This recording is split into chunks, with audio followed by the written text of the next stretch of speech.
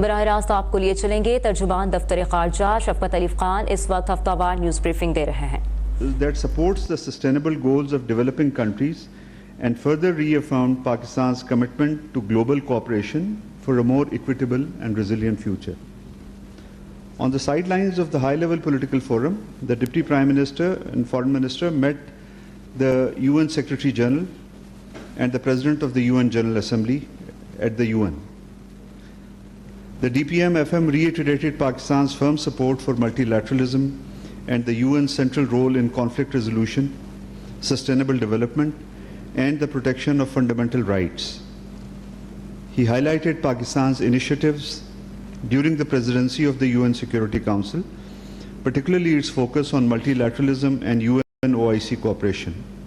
He also raised key issues of national and regional concern, including the Jammu and Kashmir dispute and the violations of the Indus Water Treaty.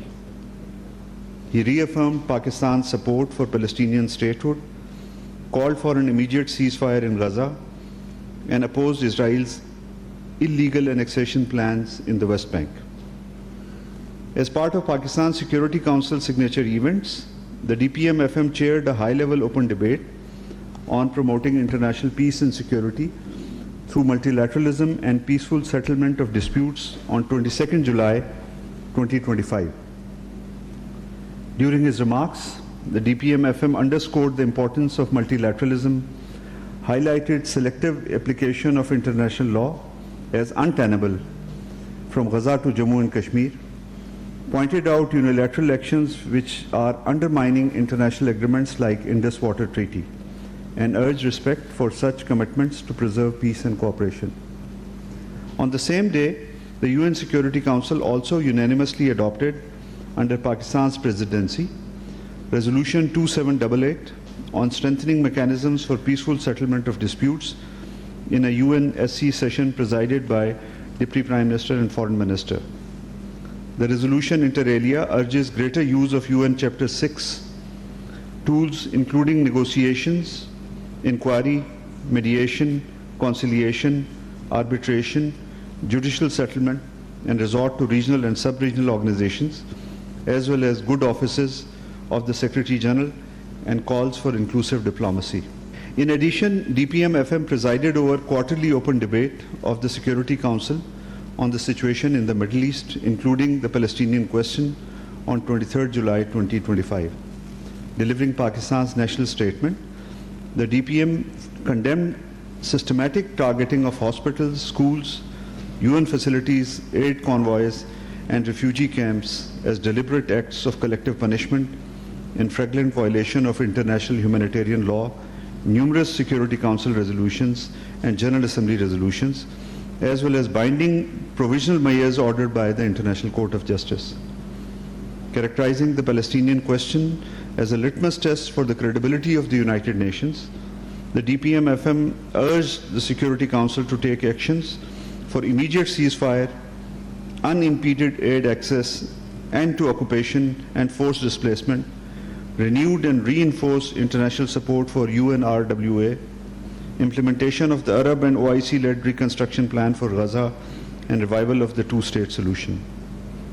The DPM-FM will also chair a high-level briefing of the UN Security Council today in New York that focuses on enhancing cooperation between the UN and Organization of Islamic Cooperation.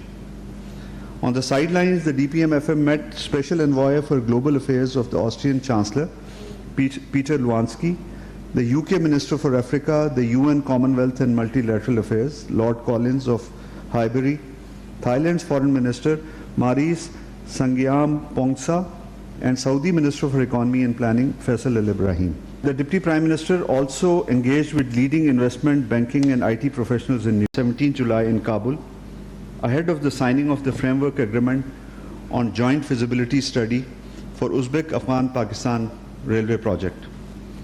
The meeting reaffirmed ties and shared commitment to peace, connectivity, trade, and regional development.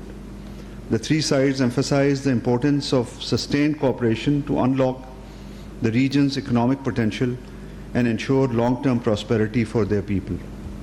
On the sidelines of the signing ceremony, The Deputy Prime Minister met with the Prime Minister of Afghanistan, Mullah Muhammad Hassan Akhund, and the Acting Interior Minister of Afghanistan, Mr. Sirajuddin Haqqani. The 10th political dialogue between the European Union and Pakistan took place on 17 July 2025 in Brussels. The Pakistan delegation was led by Foreign Secretary Ambassador Amna Baloch, and the EU delegation was led by Deputy Secretary General of the European External Action Service, Olaf Skog. The dialogue covered key issues of EU-Pakistan bilateral cooperation, as well as regional and international issues, including the situation in Gaza and Ukraine and Jammu and Kashmir dispute. Both sides agreed to deepen dialogue and discussions on security matters, including counter-terrorism and counter-narcotics. The EU and Pakistan reaffirmed their commitment to implementation of Strategic Engagement Plan of 2019 and further reiterated their resolve to continue close engagement under the GSP Plus framework. The 7th round of Pakistan-UK dialogue on arms control, non-proliferation and disarmament was held on 16 July in London. Additional Foreign Secretary for Arms Control, Disarmament and International Security at the Ministry of Foreign Affairs, Ambassador Tahir Andarabi, and Director of Defence and International Security at the Foreign Commonwealth and Development Office, Ambassador Stefan Lilly, led the respective delegations. The two sides engaged in comprehensive discussions on a wide array of issues, including international and regional security, strategic stability, arms control, disarmament, non-proliferation, and peaceful uses of nuclear technology. Pakistan condemns in the strongest possible terms the Israeli attacks against Syrian Arab Republic in contravention of international law and principles of the UN Charter. These unprovoked attacks mark a dangerous escalatory path being pursued by Israel in the region with impunity. Pakistan expresses its full support for the sovereignty, independence, territorial integrity of Syria and calls on the international community to prevent Israel from its acts of aggression that continue to undermine the peace and stability in the entire region. Pakistan stands in full solidarity with the brotherly people of Syria and reaffirms its strong support for lasting peace and stability in the country and in the region.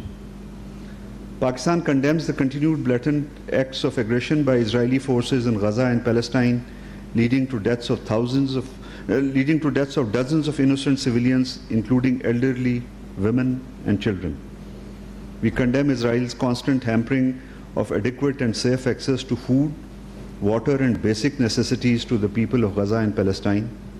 As per the United Nations Agency for dealing with Palestine, which is UNRWA, 1 in 10 children in Gaza is malnourished due to Israel's siege of enclave, leading to an anthropogenic starvation crisis. Pakistan reiterates its call for immediate and unconditional ceasefire, an end to Israel's unabated massacre of the Palestinian people, lifting of the inhuman siege, expeditious delivery of humanitarian assistance to the Palestinian people. We firmly believe that the only just solution to the Palestinian question is the creation of an independent, viable, sovereign, and contiguous Palestinian state along the pre-June 1967 borders with Al-Quds al-Sharif as its capital. I thank you. तर्जुमान दफ्तर खारजा शफकत Ali Khan हफ्तावार news briefing दे रहे थे। उन्होंने कहा कि नायब वज़ीर आज़म इसहाक डार ने गजा में इसराइली बर्बरियत की शदीद मजम्मत की है। मजीद कहा कि पाकिस्तान शाम पर इसराइली हमलों की मजम्मत करता है।